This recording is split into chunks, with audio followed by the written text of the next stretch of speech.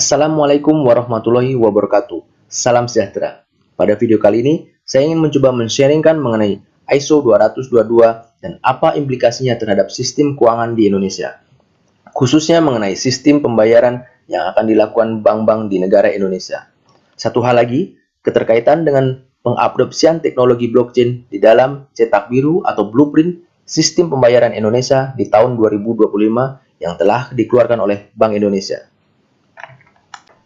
Agar dapat bersaing secara internasional, maka Indonesia menjadi salah satu negara yang mengimplementasikan ISO di dalam berbagai bidang elemen.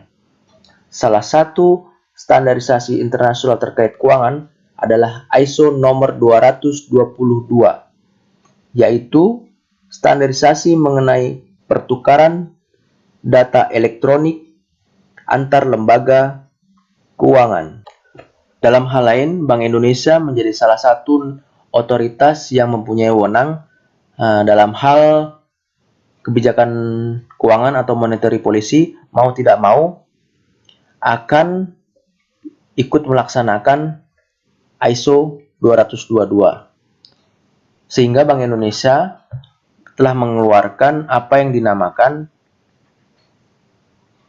SPBI 2025. Secara gambaran besarnya, ISO nomor 222 dibuat untuk meminimalisirkan hambatan-hambatan yang terjadi dalam kegiatan cross-border finance atau keuangan lintas negara. Karena menyangkut keuangan lintas negara, maka di sini hambatan yang akan timbul antara lain mata uang yang berbeda,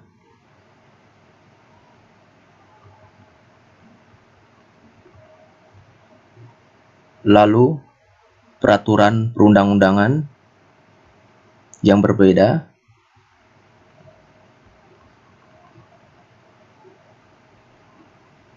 lalu kemudian penyelesaian waktu transaksi, perbedaan waktu,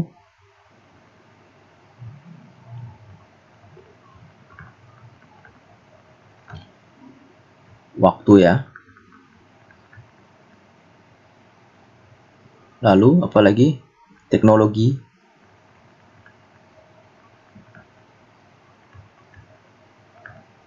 yang berbeda pula. Indonesia merupakan salah satu anggota ISO. Dengan demikian, tentunya Indonesia berkewajiban juga untuk mengimplementasikan ISO nomor 222 ini. Jika dilihat dari data yang ada ini, kita tahu bahwa ternyata Indonesia akan mengimplementasikan ISO nomor 222 ini mulai pada tahun 2023. Namun demikian, kita lihat di sini bahwa konsep mengenai ISO 222 di Indonesia telah dirancang sejak tahun 2019. Jika dilihat dari sini, 2023 Indonesia akan mengimplementasikan yang namanya BI-RTGS. Sekarang ini yang sudah ada di Indonesia adalah BI-RTGS yang lama. Nah, mulai tahun 2023 Indonesia akan mulai menerapkan New BI-RTGS. Bahkan pada tahun 2021 ini, Bank Indonesia telah mengeluarkan sistem pembayaran Bank Indonesia sampai dengan tahun 2025. Tujuan dibuatnya ISO tadi itu mempunyai 5 visi. Visi yang pertama adalah meningkatkan kecepatan penyelesaian transaksi dan efisiensi karena adanya harmonisasi data yang lebih terstruktur. Kata kuncinya ada data yang lebih terstruktur antar institusi keuangan di berbagai negara.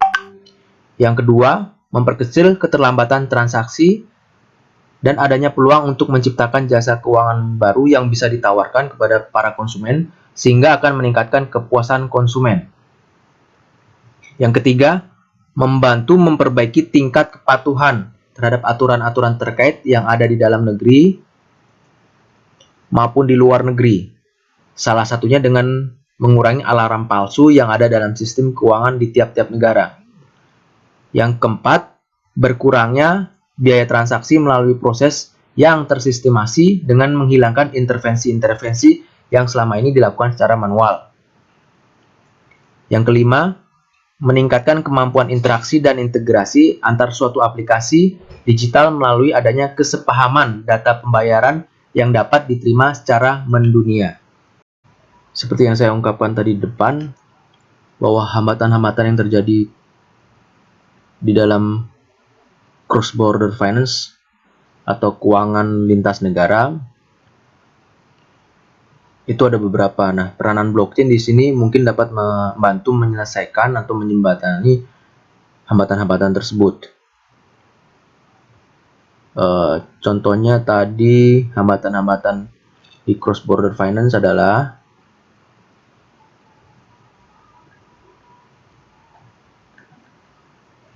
yang pertama, dari segi teknologinya.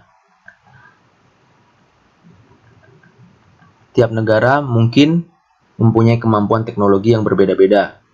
Lalu, dari segi mata uang, nilai mata uang juga mempunyai nilai tukar yang berbeda-beda.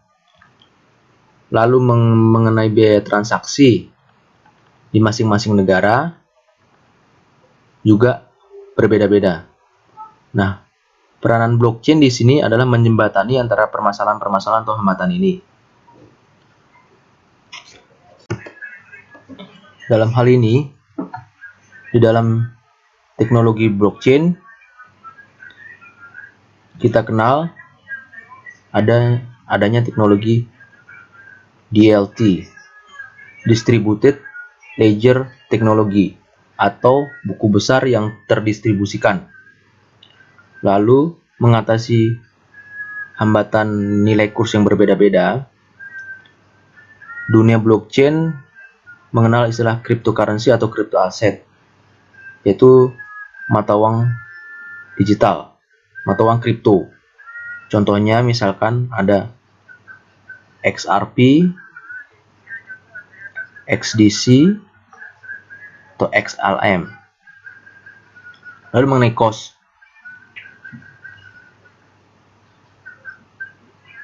tingkat biaya transaksi di dalam dunia cryptocurrency